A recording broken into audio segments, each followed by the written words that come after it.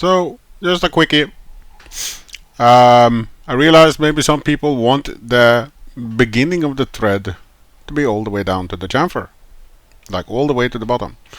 What you can do is, after you did the cut and paste like you had before, you can go to the bottom and you can check by making a construction plane. Okay, and you create sketch.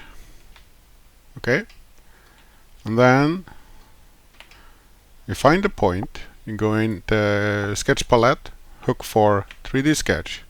It's really important, go to point, and then you find the end point of the thread like that, and you make a point there. Okay, like that, and then you go out of there, finish that sketch, then you can activate like a, say, side view here. Always, let's see, that one, offset the sketch like this.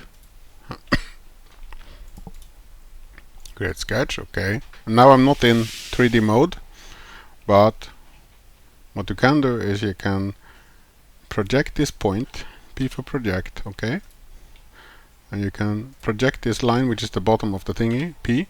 Okay, and you can see, okay, I want to figure out the distance from there to there in a straight line. Copy that distance. Okay, bring that into, say, Notepad. And say, okay, the distance there is 1 point blah blah blah. Copy that, and then you can just, you can finish that sketch. You can go back to the original chamfer you had, edit feature, and you can just minus that value. Okay, and there you have it.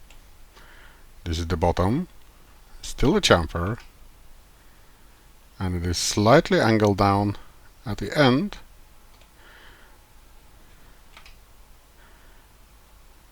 And now you can see that the chamfer is actually starting, the thread is starting at the bottom of the chamfer.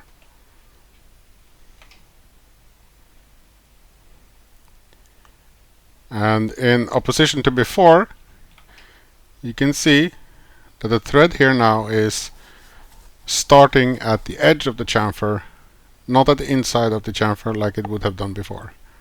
So yeah, that is how you, now the whole bolt is basically using what would be like an invisible chamfer, because you can see I rotate it and it will just go upwards. Turn off the origin, turn off the sketches. So that's like part 1 and part 2.